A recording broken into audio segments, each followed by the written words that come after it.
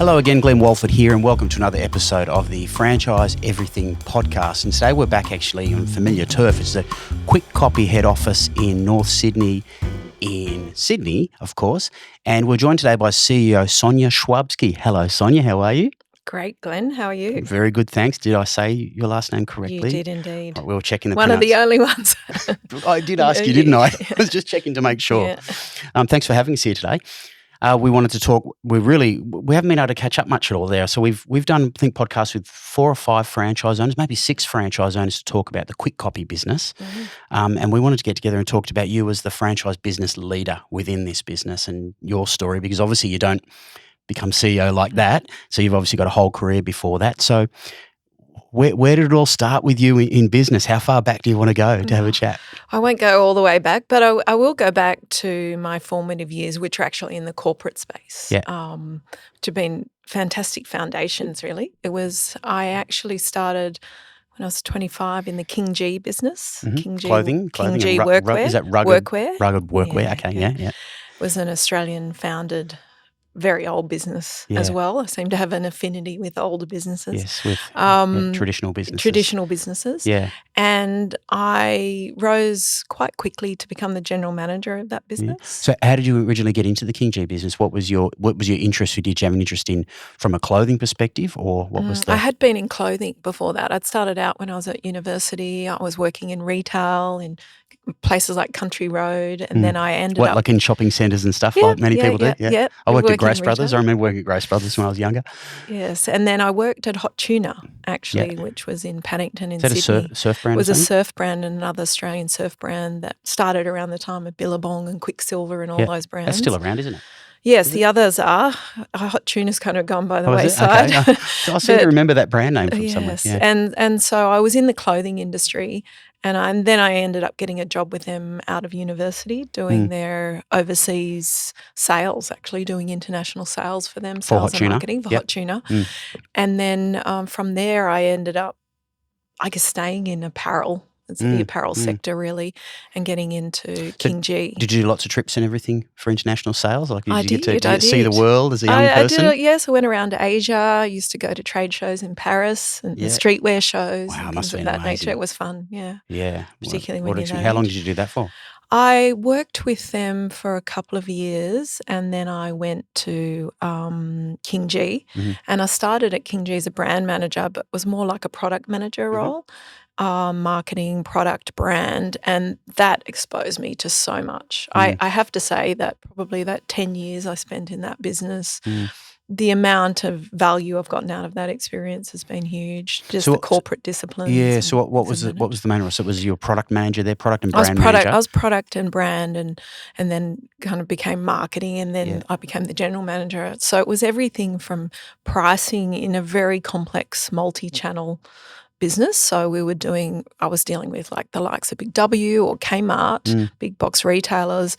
Then I'd be dealing with Allsafe Safety or BOC Gases, distributors, safety distributors. And then our biggest customer base was independent retailers and menswear stores all around Australia. Selling workwear. Like Lowe's stores and things like that. I used to deal with Lowe's, menswear, even dealt with a little bit with Best and Less, but it was mainly these independents. They were our big business around in everywhere from, Kalgoorlie to the back of Burke. The people buy workwear all over Australia. So that exposed me to, and then also we did direct tenders. So I'd be dealing with Sydney Water or pitching for big business with Telstra. Was it mainly a retail, like one person buying stuff in a retail, or was it corporate accounts and stuff like that with massive? We did everything. We dealt with Rio Tinto to BHP to Telstra, corporate uniforms, to, like I said, a little menswear retailer in a country town, to a big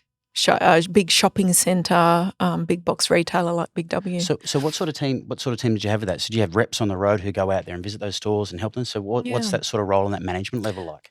Well, and how that developed from product manager through?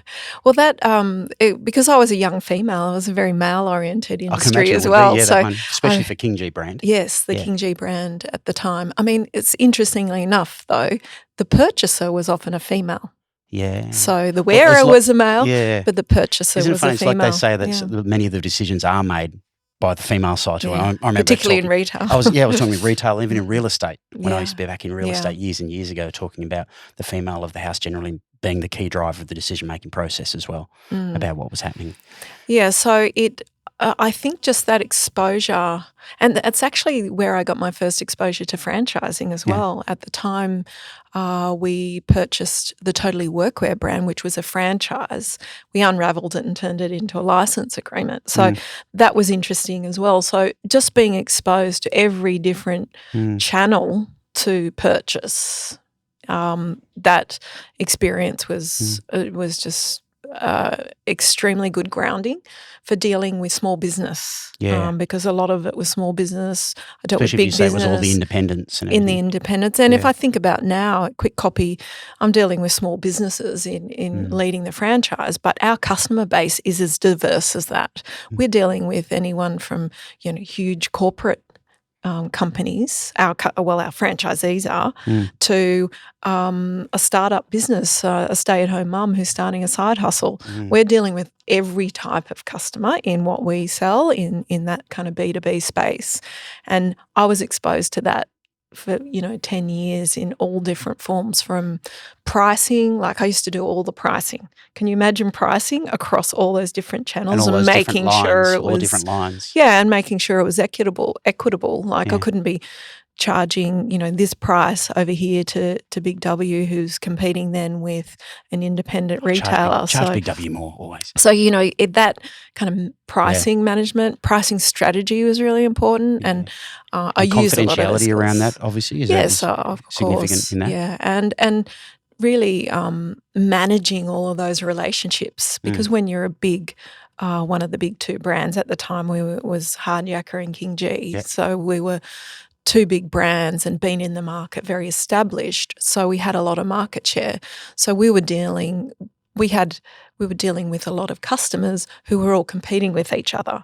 So imagine going for a tender and you've got, this little independent retailer going for it over here, a big Wesfarmers owned, Blackwoods are also safety going for it, someone else going for it. We'd have 5, and then sometimes us going for it. So you'd have 5 different ways to pitch on a big tender, for instance. But it still came, the clothing ended up coming through you anyway.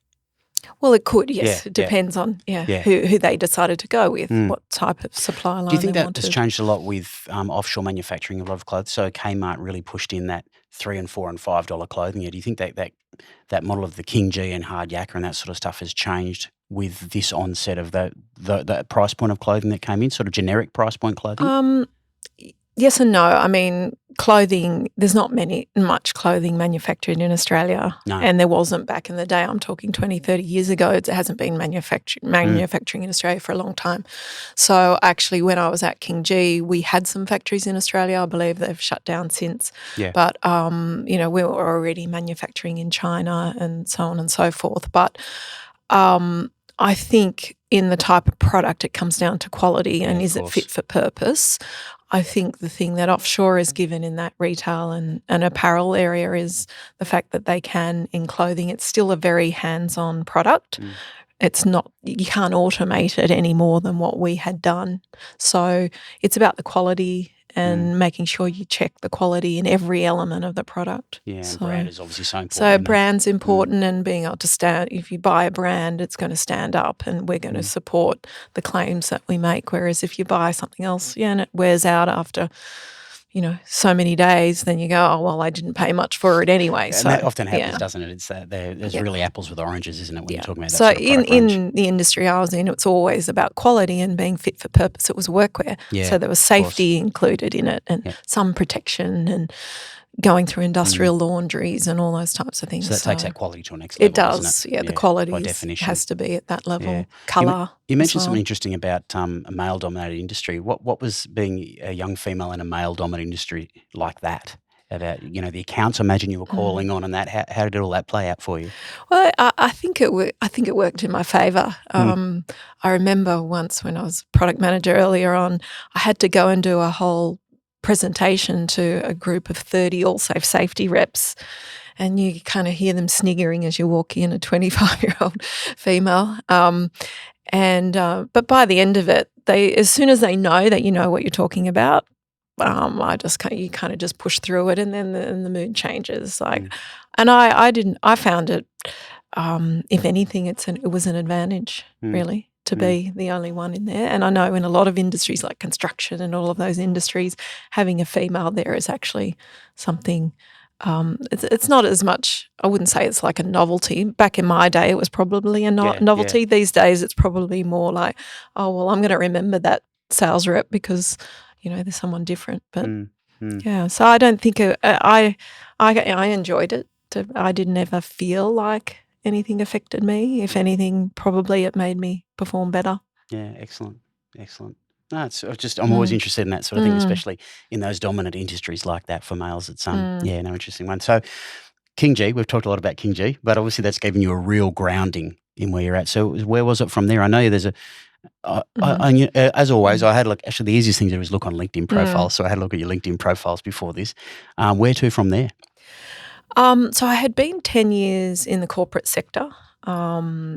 And I had risen up quite quickly. And the next step for me would have been to keep rising up the ranks and become within Pacific Brands. It was part of the Pacific Brands group at the time. So big corporate.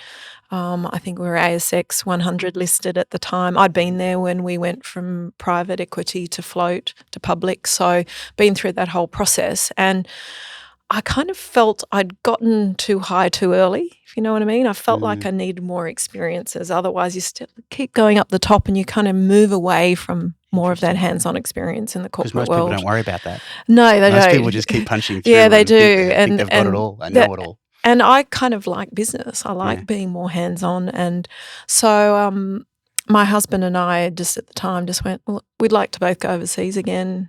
And so we decided, let's take some time out and go overseas. So actually Pacific Brands at the time, they'd invested a lot in me and a young female. They're trying to keep you in the business for various reasons. But they gave me what's called a sabbatical. So they said, you can come back after a year. I said, look, I'm going away for a year. I don't know what I'm doing.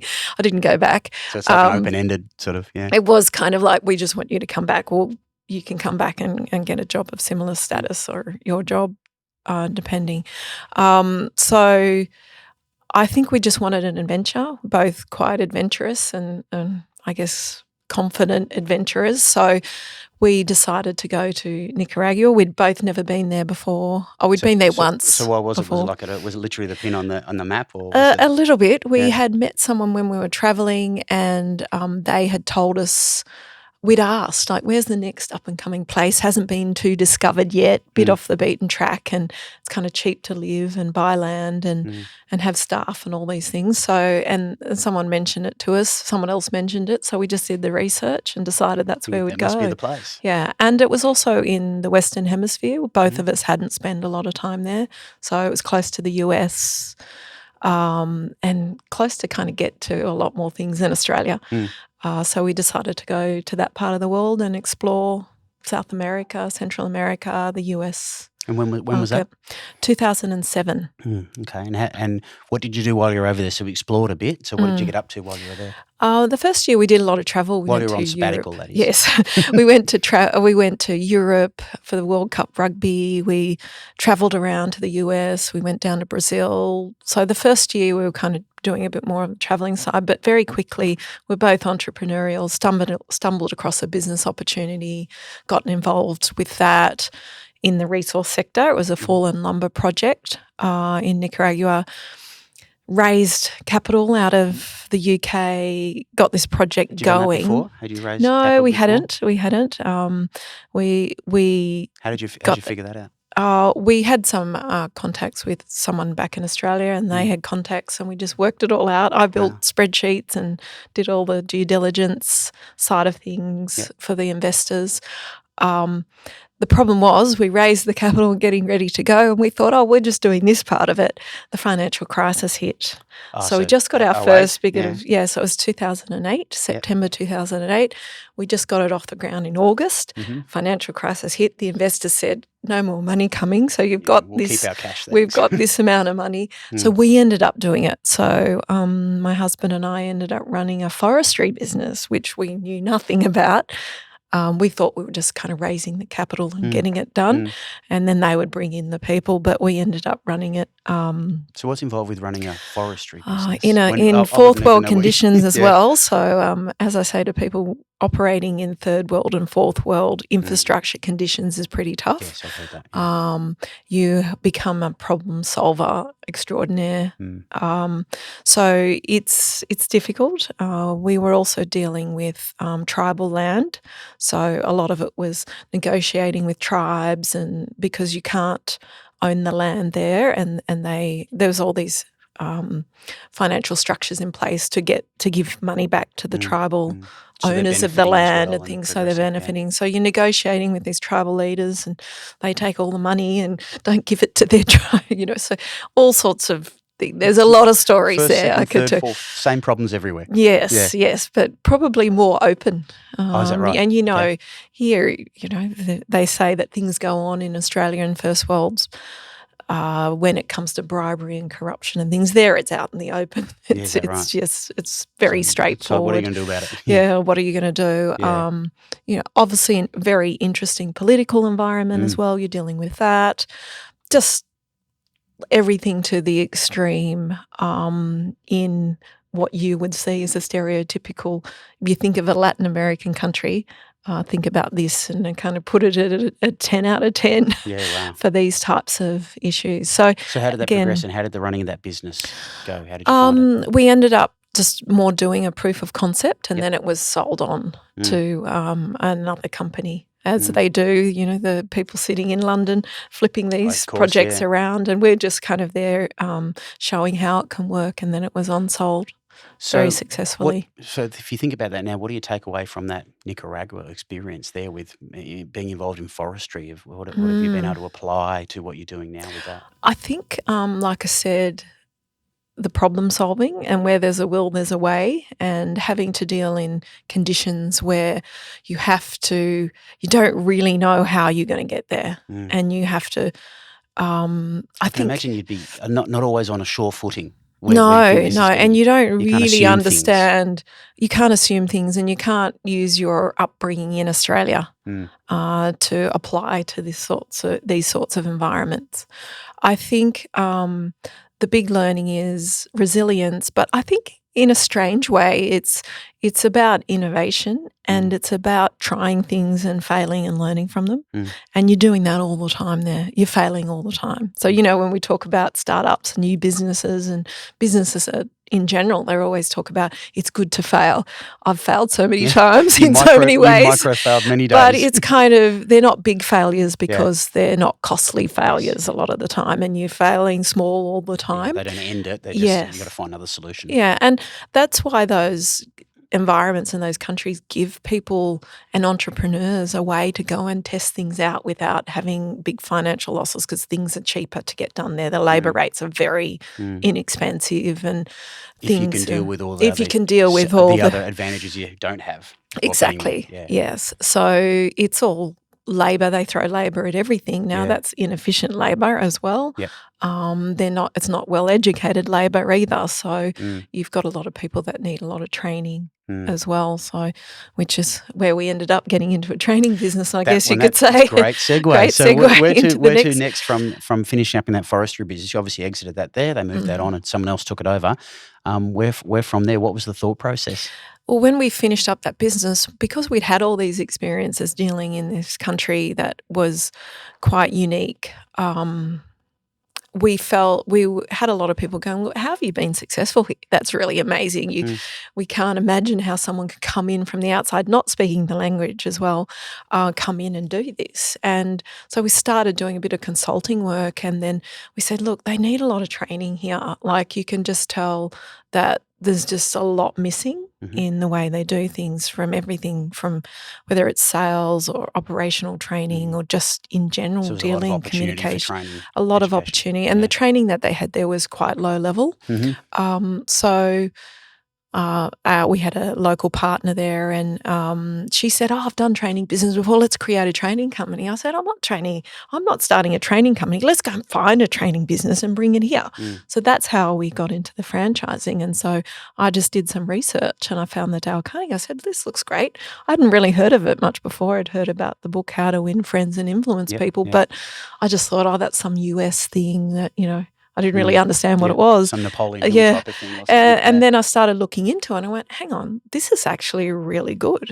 It's very goes to the core of human relations and how people deal with each other. And I said that applies everywhere. And so I just felt it was the right type of training to take there. They didn't have anyone doing it in that country, so that even they're in something like 100 countries. Wow. Yeah, so it's a big franchise. It's probably one of the oldest franchises going around. Wow. And so it's international. Dale Carnegie Training. Training. Yeah. Okay. Yeah. So you got the rights for that to Yes, Nicaragua? for Nicaragua. Yeah. And started that as a greenfield, which was a struggle. It's good experience to have started a greenfield franchise. And a lot of people sort of say greenfield, but greenfield's obviously new franchise. Yeah, it's a new franchise. And it wasn't just that. And the brand wasn't known there either. So you're starting something from scratch. Whereas, if you're starting something in Australia, the brand, Dale Carnegie in Australia, people are aware. People are more aware of it. To that brand. Yes, there were some people aware of it there, but the masses probably not. So it's a greenfield business and brand, which is probably the nth degree of starting a franchise in a location, really, which is great experience for us and all the plans we've got going forward. So doing that really.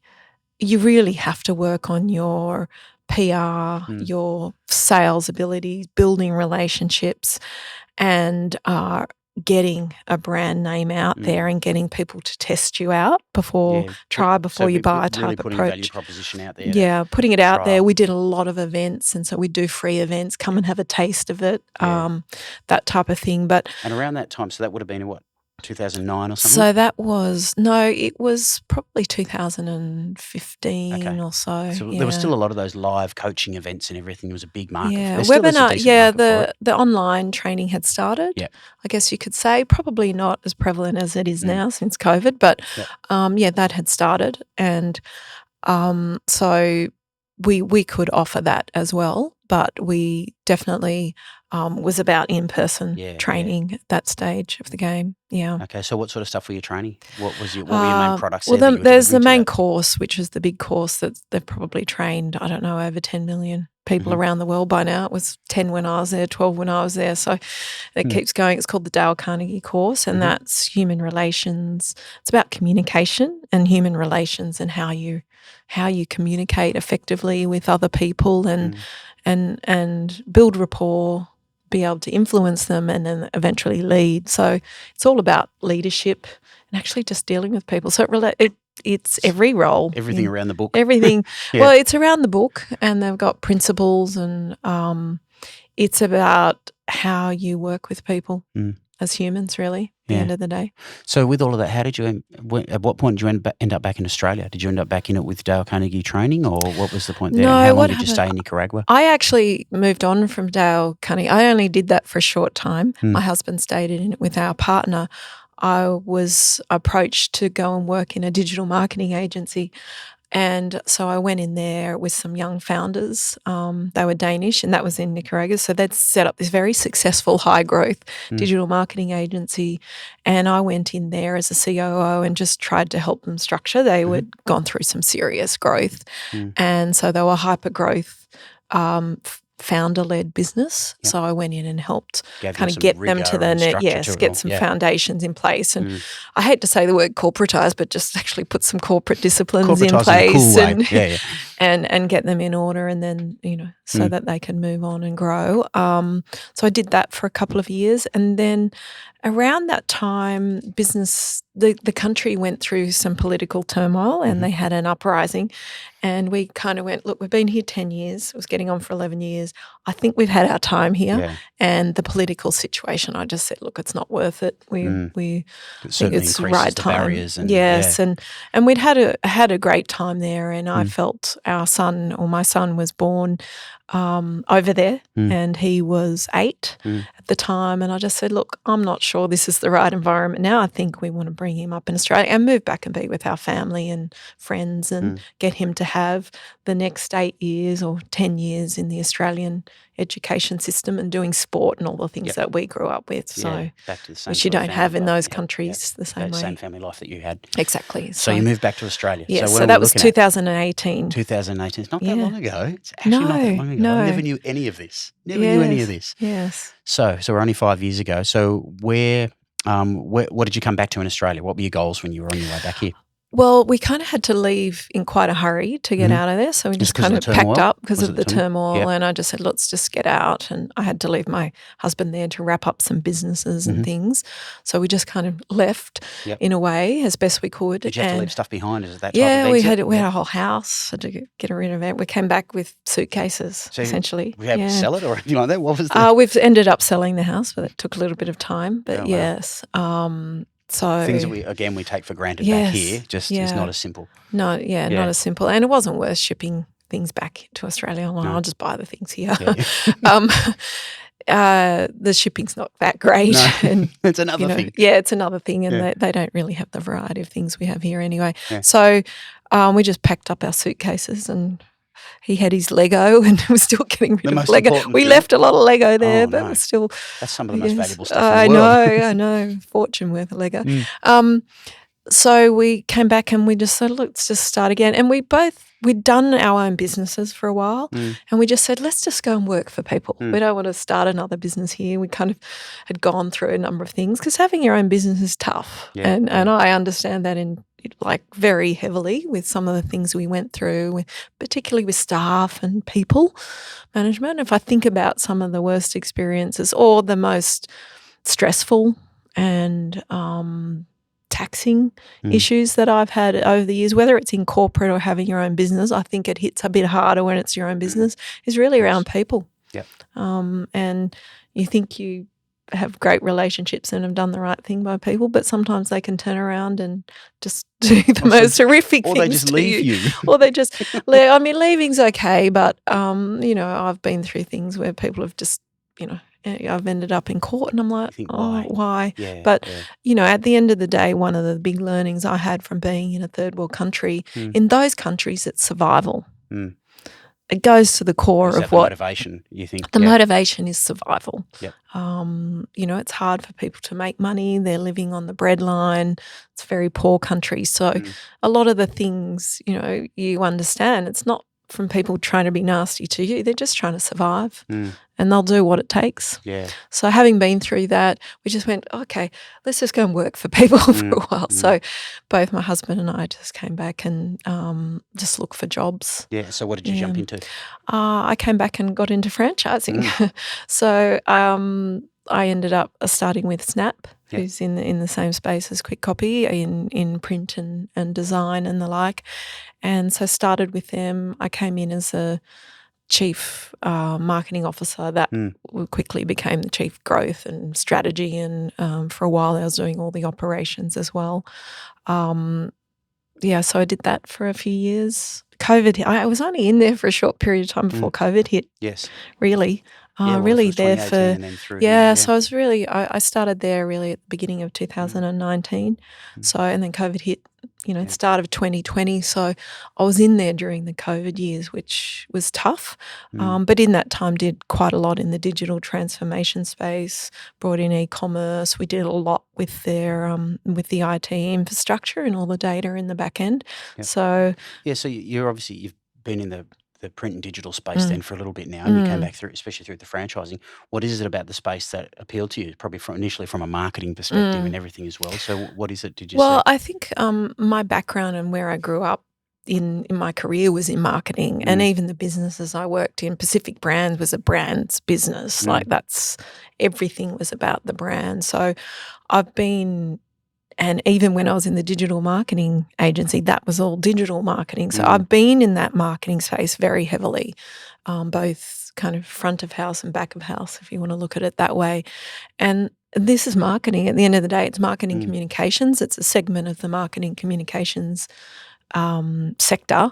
And it's relating to design and all the things, and I've always had an affinity with that area, and I love it. So it made sense. It's quite a So that natural the fit for you. industry is a Yeah. really natural fit because I understand what the customers are looking for, got a great understanding of those, and also in the services that we sell.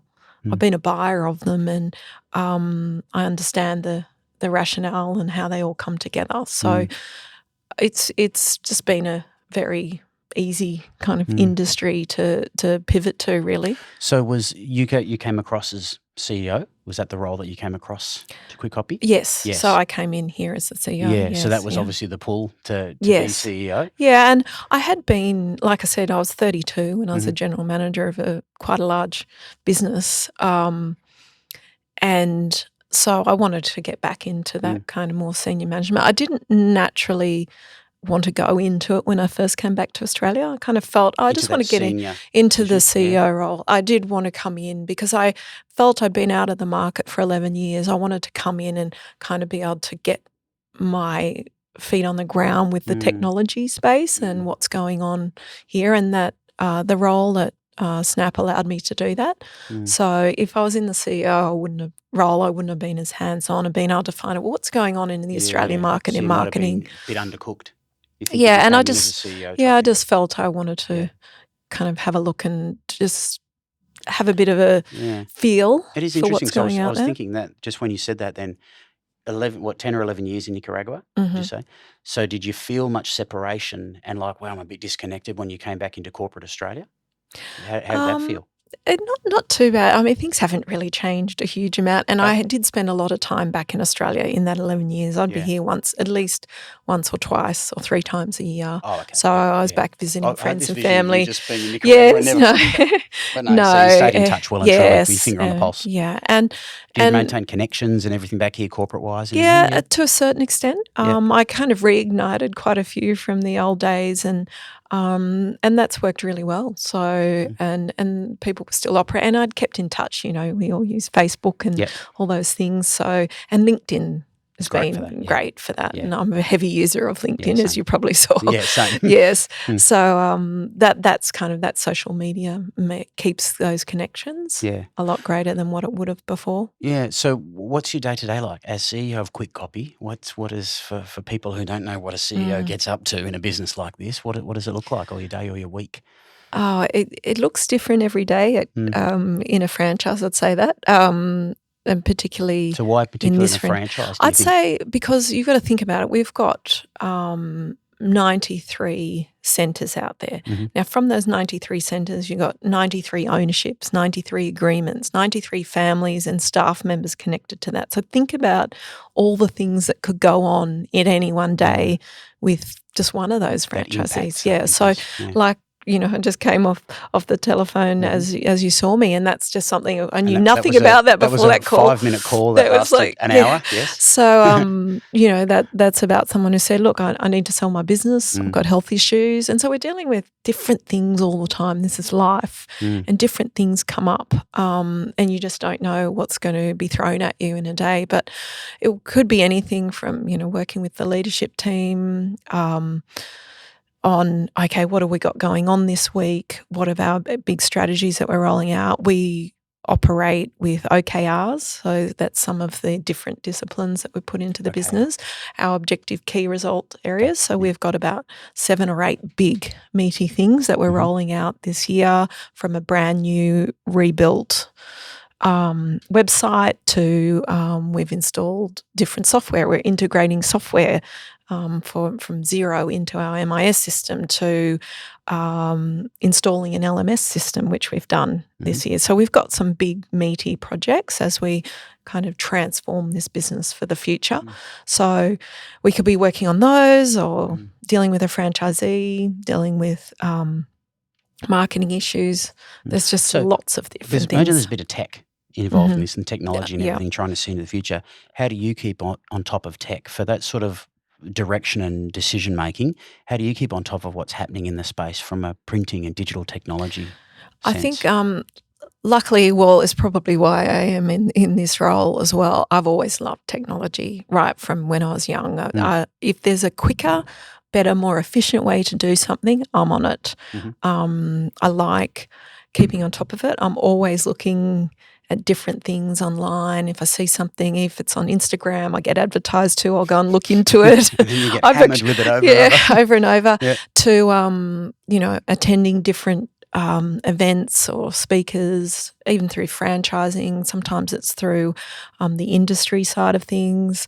I'm actually presenting on a panel about AI and small business coming up at the Bondi Innovation Forum. So I'm heavily interested in it. I use it myself, and I'm always constantly looking at it. I never stop So you've learning got your finger new on things. the pulse. You've always got that on there. Yes, and if I hear something, I'm like, oh, that's a great idea. I'm going to go and look at that. Yeah. I'm always suggesting things. I think my team get a bit annoyed because So I'm they like, try and rein hey, you look in, at do they? this. Yeah, look at this. We can do an avatar on you. Like, I'm always onto new things. But and a lot of the people that work around me tend to be like that as well. Excellent. Yeah. So all creatives, must be chaos in here sometimes. Yes. Creatives No, everywhere. So as we wrap it up, what are you seeing what are you working on as far as the future and your vision for the Kwik Kopy business going forward? Where is it headed? I know you've got a lot of strategies you're rolling out that we've talked about today. So to wrap it all up, what you're seeing for the future that you're putting together? I touched on it before, but really, what do we see ourselves as a franchise system? We're in the marketing communications sector. So having products, a lot of people just think, oh, we just do print. We have expanded heavily into what we call wide format, which is probably known to most people as signage. Yep. That's a really big growth area for this I heard business. a number of franchisees talking about Yeah, that. and we've been working on that heavily. So we brought that in. We're spending this next coming year, we're really bolstering our design element. You can see on our logo and all around, we do design, print and signage. Design we've done before and we've always done it, but probably not at the level that's equal to print and signage, and they all need to work in that together. Everything we do starts with design.